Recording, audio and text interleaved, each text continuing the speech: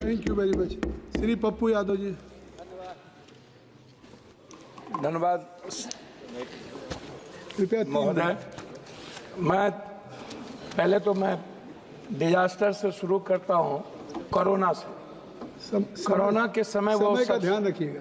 Corona का सबसे पहला डिजास्टर, आप याद करिए, हमारे मंत्री जी हैं, गंगा की नदियों के किनारे कितने लाश पड़े थे, कितने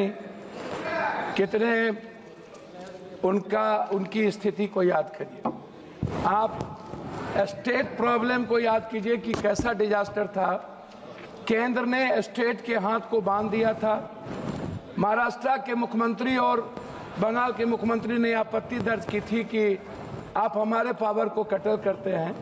तो डिजास्टर में आम लोगों को आप क्यों एक्नॉलेजमेंट नहीं करते हैं? सामाजिक लोगों को, सांस्कृतिक शैक्षणिक लोगों को, वहाँ के वैज्ञानिक को, जो ऐसे लोग हैं उसको आप, जैसे उत्तराखंड में मंत्री जी, यदि आम लोग वहाँ इन्वॉल्व होते तो 10,000 से कम जाने जाती। तो मैं चाहता हूँ कि डिजास्टर प्रबंधक को जो कमेटी आप बनाए पंचायत वाइज, जहाँ पर बाढ़ आग से प्रभावित है, उसमें एक कमेटी बनाए जिसमें सामाजिक लोगों का महत्व हो।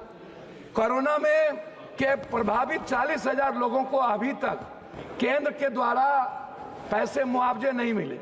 तो मैं मुआवजे की बात करना चाहूँगा, मैं उसको याद दिला देना चाहता हूँ, जिसमें बिहार अत्यधिक प्रभावित है, मजदूर प्रभावित है, सभी लोग प्रभावित हैं, उत्तर प्रदेश के लोग, बंगाल के लोग प्रभावित हैं। मैं शुरू करता हूँ अटल जी के समय से। मैं उनको याद करता हूँ, अटल जी को, उनकी बहुत बड़ी परियोजना जिन्होंने नदी जोड़ने की बात की थी। मैं नदी जोड़ने से शुरू करता हूँ। बाढ़ का जो संबंध है या डिजास्टर की बात करते हैं तो अटल जी जरूर याद आए। उन्होंने हर नदियों को, कनेक्टिविटी को जोड़ने का जो उन्होंने एक बड़ा निर्णय था उनका, वो देश में एक बहुत बड़ा निर्णय था, लेकिन उस पर हम लोग अभी तक काम नहीं कर पाए।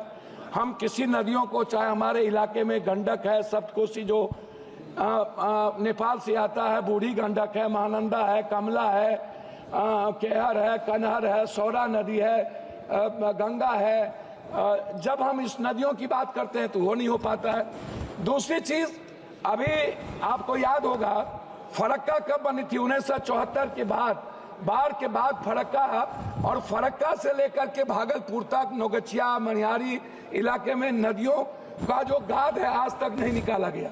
नरेंद्र मोदी जी के सामने नीतीश जी, हम लोग भी मीटिंग में थे, इस प्रश्न को उठाए थे कि क्या फरक्का का रिहैबिलिटेशन होगा या नदियों को कैसे हम लोग और मजबूत कर सकते हैं, जिसमें कोसी पर भी थी।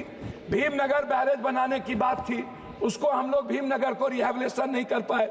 नए भीमनगर की बात हम नहीं कर पाए। आपने दिया है कि एक है भीमनगर, दूसरा है जयनगर में आप एक नए बैरेज बनाने का आपने प्रपोजल हम लोगों ने दिया था।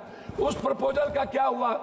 यदि हम उस बांध और चौड़ाकरण करते हैं, भीमनगर बैरेज बहुत लंबे समय से हो गया और सबसे ज्यादा प्रेशर पड़ता है, क्या कहते हैं आपको, नेपाल का। नेपाल से वार्ता नहीं होना भी एक बड़ा चिंता का विषय है। हम हाई डैम की बात करेंगे, जिसमें आपने 26 तक चिट्ठी लिखी है हमको कि आप 26 तक आप उसका पूरा का पूरा सारी चीज तैयार कर लेंगे। तो हम एक हाई डैम की बात, बिहार के लिए, बिहार की आपदा के लिए जो सबसे बड़ा चीज है, हाई डैम भी है, एक बड़ा भीमनगर बैरेज का नवीनीकरण है, दूसरे जगह भी है। नदियों की सफाई की बात है, गाद, जो लगभग 40 सालों से अभी तक इतनी बड़ी सरकार होने के बावजूद भी हम गाद पर कोई काम नहीं कर पाए।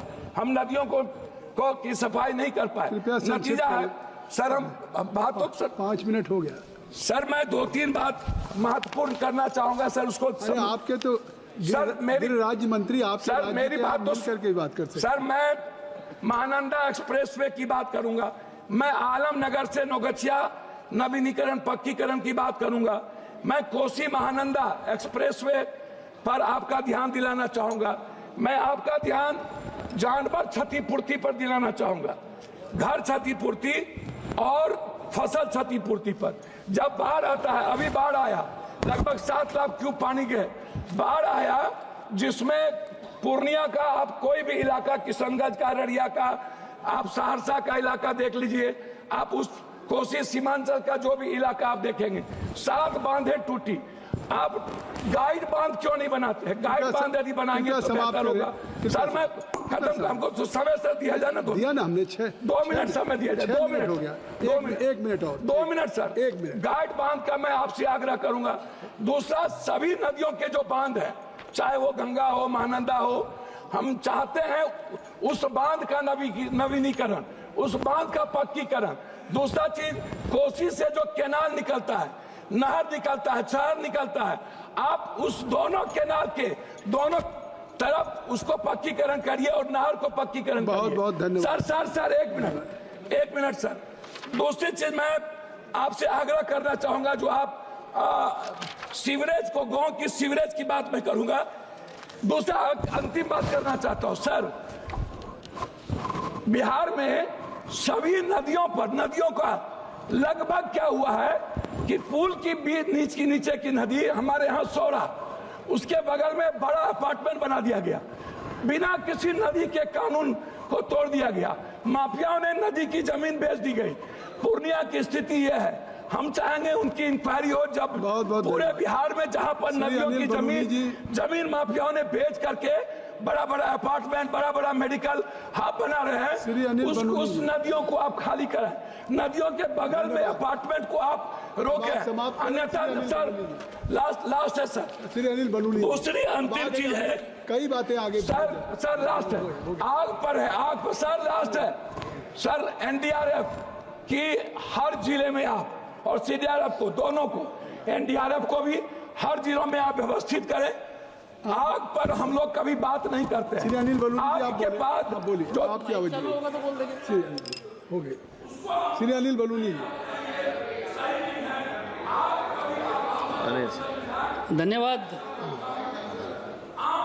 धन्यवाद मान्यवर, आपने